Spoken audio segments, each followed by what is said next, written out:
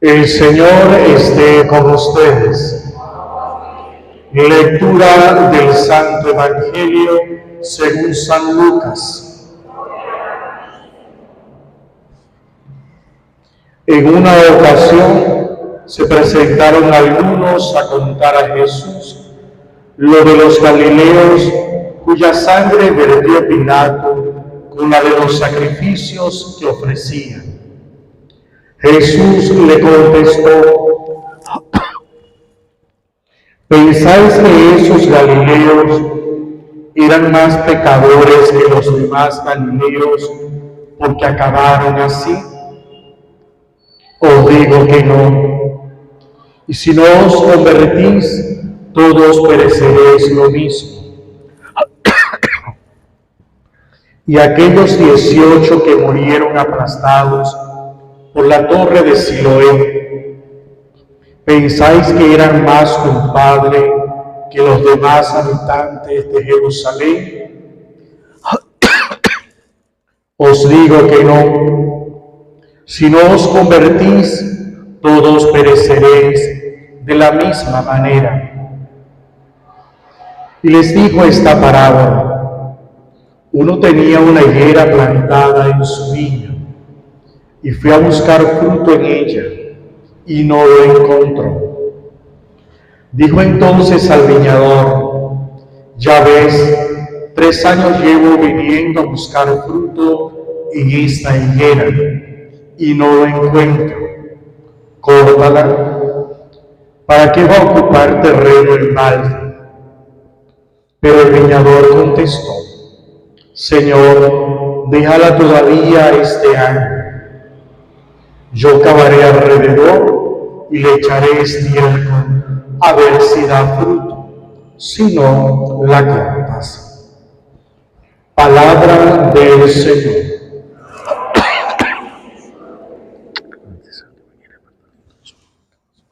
Pueden sentar. Queridos hermanos, estamos celebrando el tercer domingo de Cuaresma.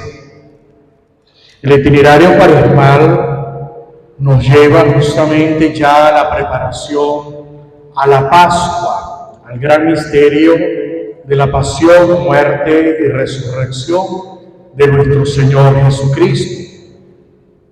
Y lo hace con el llamado a la conversión como centro de las enseñanzas de Jesús, llamado a que el hombre pueda volver a buscar el rostro del Padre, del rostro de nuestro Creador, de aquel que con amor entregó a su único Hijo por nosotros. Y hemos escuchado en la primera lectura esa experiencia de Moisés en el Horeb. Allí Moisés, que tiene un encuentro profundo con el Señor le dice: quítate las sandalias porque el lugar que pisas es tierra santa. Lo que va a suceder a partir de este momento será grandioso para la vida de Moisés, porque reconociéndose débil, reconociéndose pecador, reconociéndose que ha cometido también un crimen, porque había matado a uno cuando estaba en la tierra de la esclavitud. Allí el Señor, con una sencillez, con un amor profundo, lo llama para que sea su voz en medio de su pueblo, un pueblo que ha sufrido y que el Señor ha escuchado su clamor. Y Moisés hace esa pregunta que posiblemente muchos de nosotros también nos las hacemos: ¿quién eres? Si me preguntan quién me envía, ¿qué diré? Y el Señor le dice: dile, el yo soy te manda. Siempre cuando este texto aparece, yo uso una palabra muy coloquial para acá, para Venezuela. ¿Quién es Dios para nosotros? Dios es lo que tú quieras que Él sea. El yo soy es lo que tú quieras. Yo soy tal cosa, tal cosa. Y las Escrituras nos hablan de muchos yoísmos, que todos estos yoísmos no son absolutos, sino es un atributo que encierra la naturaleza de Dios. Simplemente nos ayuda a comprender lo que es el Señor. Aquel que es hijo lo puede llamar papá, pero aquel que lo llama, que se considera pecador, lo va a llamar misericordioso. Aquel que permanece en la oscuridad lo va a llamar luz. Y así sucesivamente. Es decir, que el yo soy es la totalidad de Dios. Es el que presenta su rostro, como lo presentó en el domingo pasado con el texto de la transfiguración, cuando le mostró a los discípulos su verdadero rostro, que es un rostro de gloria. Ahora, en el Oreb, es el Padre quien manifiesta su naturaleza, su ser, su divinidad. ¿Y qué hace Moisés? El gesto de la sencillez, de la humildad, que es cubrir su rostro ante el gran misterio del Dios Todopoderoso. El texto que nos presenta el Evangelio de Lucas es el inicio de 3 textos que nos van a acompañar estos próximos domingos en profundidad y preparación inmediata a la Pascua. El de hoy está dividido en 2. La primera enseñanza se le habían acercado a Jesús para preguntarle o simplemente comentarle lo que había sucedido con los galileos. Estos fueron asesinados y Pilato fue el responsable de derramar la sangre de los galileos, que se ligó justamente con la sangre de los sacrificios. Y Jesús lo que hace es ayudar a aquellos que le hacen la pregunta, el mirar un poco más allá, que es la debilidad que tenemos nosotros en el hoy, en esta historia. ¿Qué nos pasa a nosotros en esta historia? Que nos gusta juzgar, nos gusta señalar las realidades del prójimo. Si una persona sufre en una cama por una enfermedad, ¿qué es lo que decimos? Algo estará pagando. Algo hizo que está allí en esa cama sufriendo. Pero es que la enfermedad no es un castigo. Es un resultado de la biología, de lo que somos. Entonces, si nosotros tenemos una visión de que la enfermedad es un castigo que Dios manda, entonces imagínense, todos estuviéramos enfermos de algo. Y no es así, sino no es el pecado culpa, no hay que verlo de esa manera. Tiene algunas consecuencias, sí, pero no hay que verlo de esa manera. Por eso, 2 preguntas Jesús lanza a aquellos que se acercan a Él. La primera: ¿piensan ustedes que los galileos eran más pecadores que los demás galileos porque murieron así? Porque murieron asesinados, eran más pecadores. ¿Creen ustedes esto? Cuando matan a alguien, no lo matan porque era malo. En algunos casos sí, pero también hay otros que matan y eran inocentes. o estaban en el lugar que no debieron estar y a la hora que no debieron estar. Un accidente, ¿es porque Dios lo quiere? ¿O es porque manejas mal? ¿O porque un imprudente frente al volante se comió la luz? Llamamos voluntad de Dios a tantas cosas que no son voluntades de Dios, o que no es la voluntad de Dios, sino efectos de nuestras propias decisiones. Y Jesús se le dice, ¿tú crees, ustedes creen que esos galileos que murieron asesinados eran más pecadores que otros? No. Los llama a la conversión. Y ahí está el enlace con la Cuaresma.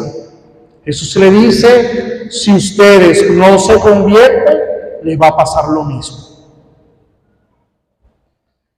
Y aquellos 18 que murieron aplastados por las torres de Siloé, piensan que eran más culpables que los demás habitantes de Jerusalén porque murieron aplastados. Pues no. Si no os convertís, todos pereceréis de la misma manera.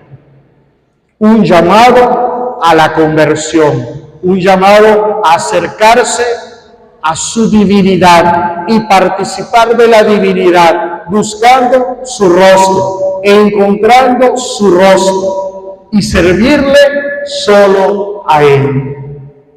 Y luego cambia la enseñanza, forma catequética, con una parábola, la parábola de la higuera y la viña.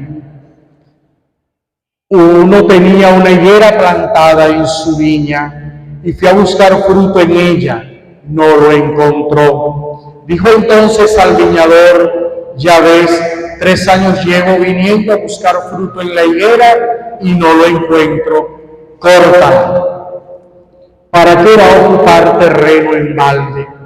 Pero el viñador contestó, Señor, déjala todavía este año. Yo cavaré alrededor y le echaré estiércol a ver si da fruto. Si no, la cortas.